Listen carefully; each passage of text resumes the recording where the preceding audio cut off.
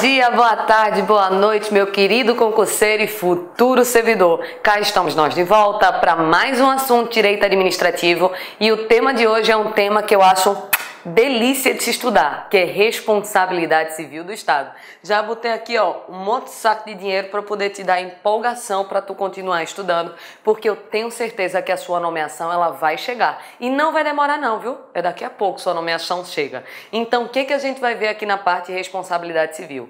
Vamos falar na responsabilidade por ação, por omissão, subjetiva, objetiva e várias outras coisas. Antes de tudo, vamos dar uma olhada em um conceito dessa responsabilidade civil do Estado. Veja bem. Aqui, ó, tem um conceito enorme que eu tirei do livro de Marcela Alexandrini e Vicente Paulo, mas vamos só para os pontos que importam aqui desse conceito. O que ele está dizendo? Está dizendo que responsabilidade civil do Estado vai ser a obrigação que tem o Estado de indenizar pelos danos que seus agentes causarem a terceiros, causarem a particulares. Então, aqui na responsabilidade civil do Estado, a gente vai ter que estudar essa obrigação que o Estado vai ter de ter que arcar com os danos que seus agentes causarem a terceiro. Aí, para poder entender isso daqui, você tem que lembrar lá de organização administrativa. Eu vou refazer um desenho aqui que eu fiz há muito tempo atrás com vocês, lá no assunto de organização administrativa, quando estávamos estudando um assunto chamado de desconcentração. Deixa eu só dar uma apagada para você lembrar disso daqui, ó. Vamos começar, para variar, a desenhar. Deixa eu apagar aqui. Veja bem esse raciocínio daqui. Você tem no seu caderno um desenho assim, ó. O Estado, que eu até dei o exemplo com o meu Estado, puxando um pouco de sardinha para mim, que é aqui o Estado de Pernambuco. Aí eu te disse assim, ó, vai existir a governadoria do Estado, vai existir a governadoria. Aí eu dei o exemplo aqui, ó, na Secretaria de Defesa Social, que é a parte de segurança pública. Aí eu falei em uma delegacia. Tá lembrando desse exemplo? Pronto. Falei aqui em uma delegacia e falei aqui que na delegacia tinha um policial. Aqui tá a arma dele, que nós chamamos de agente. Aí só para relembrar, porque a gente já estudou isso daqui. Vimos o seguinte, ó, União, Estado, Distrito Federal e municípios. Aqui eu tenho pessoas.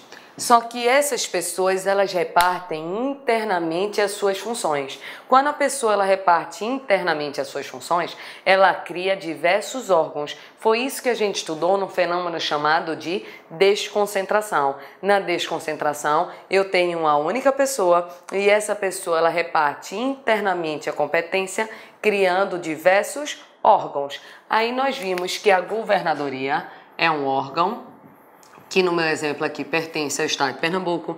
A SDS também seria um outro órgão. A delegacia seria um outro órgão. E aqui o policial seria o agente. Eu até falei assim, não estou falando em agente de polícia. Estou falando em agente, nesse caso aqui, de um servidor que está agindo em nome do Estado.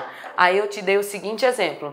Se esse policial, atira e mata uma pessoa por engano, a família da pessoa prejudicada vai processar quem?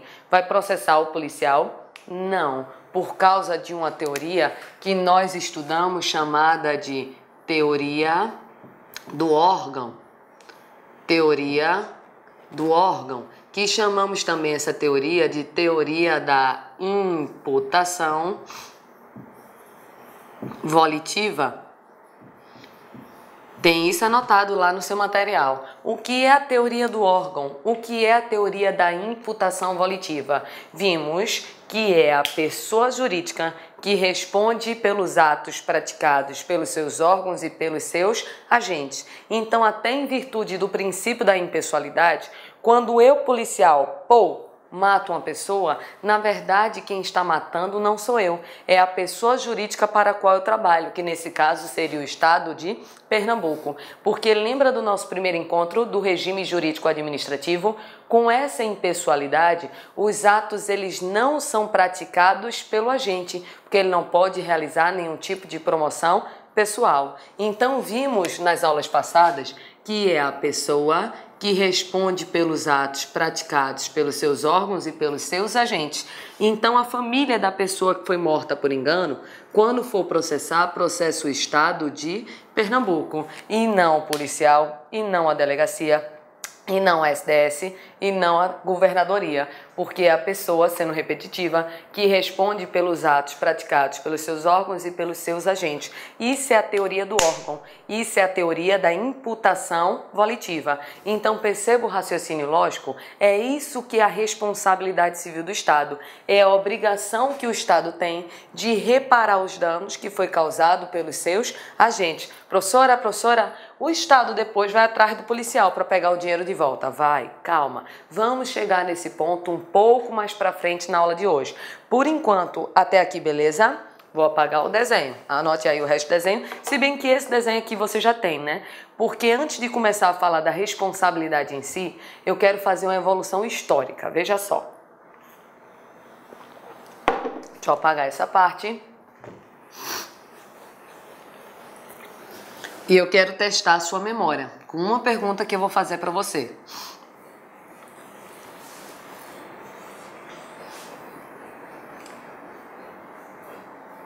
Veja bem, uma das primeiras coisas que eu escrevi no quadro, não sei se você lembra, mas nós começamos esse curso inteiro lá em Regime Jurídico Administrativo falando o seguinte. Olá, meus amigos, minhas amigas, gostou da aula do professor?